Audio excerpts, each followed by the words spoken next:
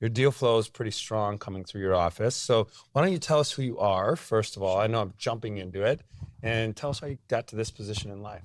Sure. Yes. Rick Huebsch. I'm the Associate VP of Research and Innovation at the University of Minnesota. And my background, actually, I worked in the software industry for 15 to 20 years.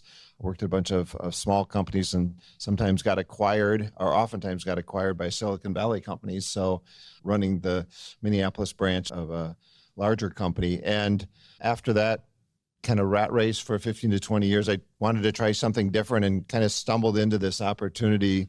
They were rebuilding the tech transfer office about 2007, 2008.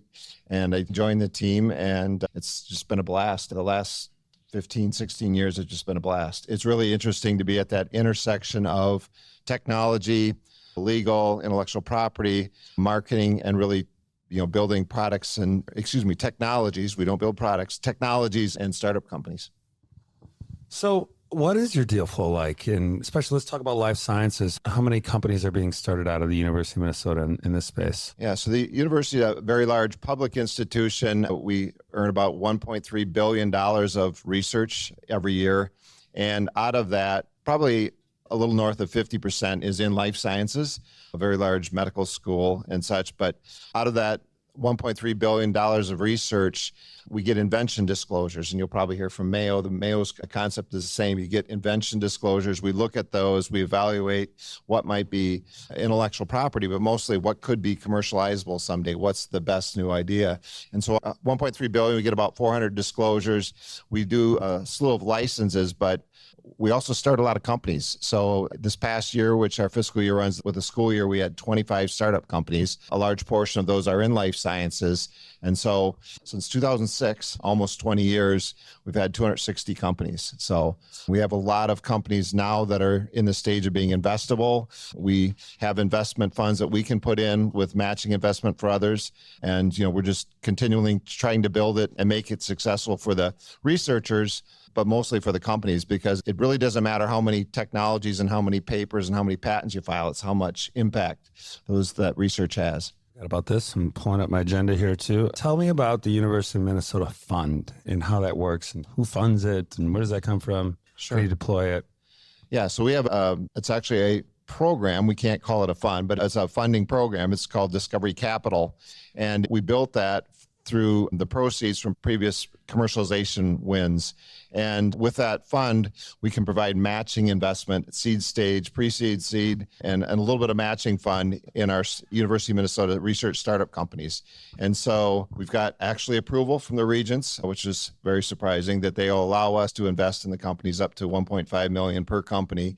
And we always require a lead investor. We are very diverse. We do everything from clean tech to ag to engineering, and then lots of life sciences across the board. We do the investments in cooperation with our Office of Investments and Banking. So those are the people that manage the endowment.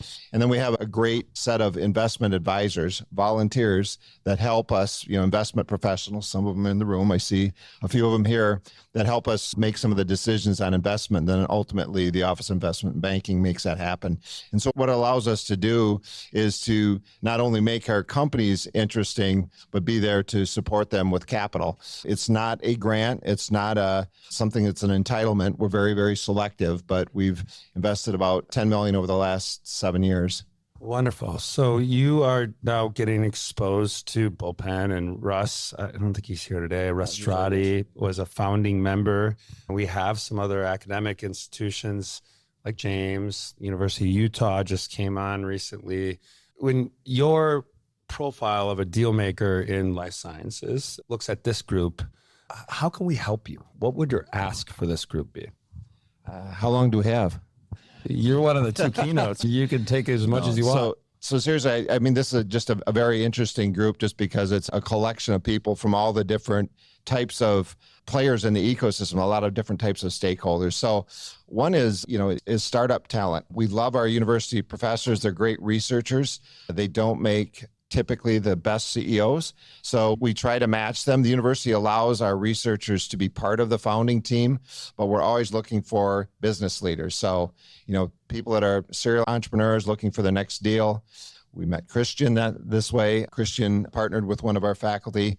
And so we're always looking. So ask number one would be just, people that are interested in life science deal flow as being the business leader. The second is connections to investment. We talked a little bit about Discovery Capital, but we're not the lead investor.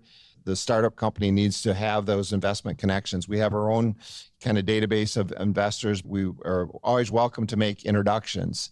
A third area, and we might hear from one of the panelists, is we've just launched a angel network. And so if people are interested in being part of an angel network, my friend Sarah's somewhere in the room. I think she's coming up later. We've got an angel network that will invest in University of Minnesota startups. They could be student startups. They could be research startups. They could be alumni startups. So if you start an alumni startup, you too can apply for the Angel Network. So I just went through the process with you. I think you have to recover after doing that. It's not easy spinning something out of a university, and their office makes it easier. They have folks that will work on IP with us and coach us and do all those things. But gets back to the point of, people call me and say, how do I get on a board? You call Rick. You offer to help him. You offer to join his business advisory group. You authentically get involved with birthing these companies. And, then those things happen. So I hope today you find some new resources for my alma mater, Go Gophers. And I hope you all just join me in thanking Rick for being here and supporting. Thank you.